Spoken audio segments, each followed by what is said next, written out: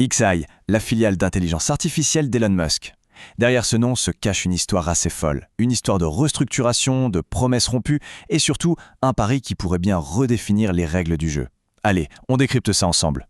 Bienvenue sur La Quotidienne de l'IA, la rubrique du premier site d'information sur l'IA, ia-info.fr. L'analyse aujourd'hui s'appuie sur un article de Didier Taormina, publié en mars 2026, et qui nous plonge vraiment au cœur d'une histoire qui a secoué le monde de la tech. 500, c'est juste un chiffre, mais c'est le chiffre qui a mis le feu aux poudres. Plus de 500 collaborateurs de XAI, la société derrière le chatbot Grok, licenciés comme ça en quelques jours à peine. Un véritable coup de tonnerre.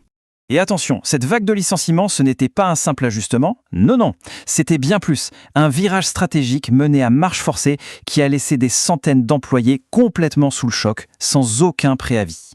Le déroulé des événements est assez glaçant. Imaginez un peu la scène. Mi-septembre, première vague, plus de 500 personnes sont remerciées. Dans les jours qui suivent, la direction tente de calmer le jeu, de rassurer ceux qui restent, pour finalement, à peine une semaine plus tard, déclencher une deuxième vague qui emporte 100 personnes de plus. En quelques jours, la confiance est littéralement pulvérisée.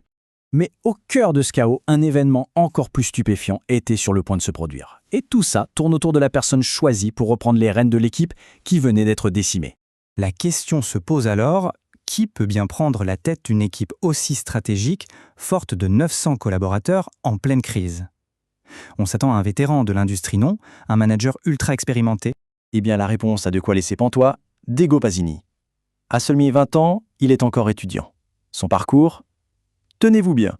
Il gagne un hackathon, une sorte de marathon de programmation organisé par XAI début 2025, et quelques mois plus tard, le voilà propulsé à la tête d'une équipe de 900 personnes. C'est une ascension absolument fulgurante, du jamais vu à ce niveau de responsabilité. Alors, cette décision, elle peut sembler complètement aberrante, mais ce n'est pas du tout un accident. En fait, elle s'inscrit parfaitement dans la vision managériale très particulière d'Elon Musk. On touche ici au cœur du réacteur de la philosophie Musk, la méritocratie radicale. L'idée est simple, presque brutale. Seul le talent compte. L'âge, les diplômes, l'expérience, tout ça passe au second plan. Seule la performance immédiate fait foi.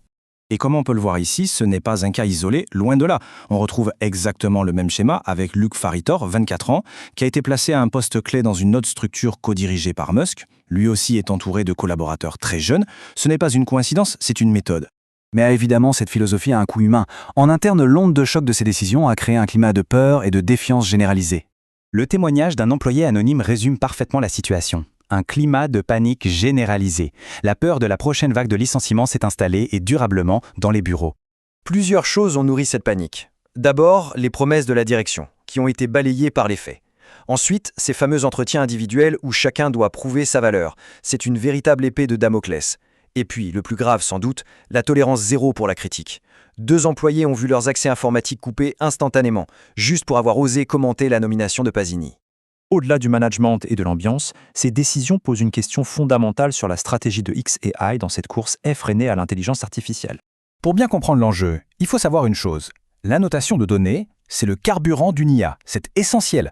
Et pendant que tous les concurrents comme OpenAI ou Google investissent massivement pour stabiliser leurs équipes et garantir la qualité, eh bien XAI prend le chemin radicalement inverse. Il dynamite tout, en espérant sûrement aller plus vite. C'est un pari extrêmement risqué. Alors la question que tout cela soulève, c'est la suivante. L'avenir de l'IA appartient-il aux organisations qui privilégient la vitesse et la rupture à n'importe quel prix, ou bien à celles qui construisent sur la durée, avec de la stabilité et de l'expérience? Le cas de XAI sera sans aucun doute une étude de cas fascinante à suivre dans les années à venir. Voilà pour cette analyse. Retrouvez toute l'actualité autour de l'intelligence artificielle sur le portail ia-info.fr.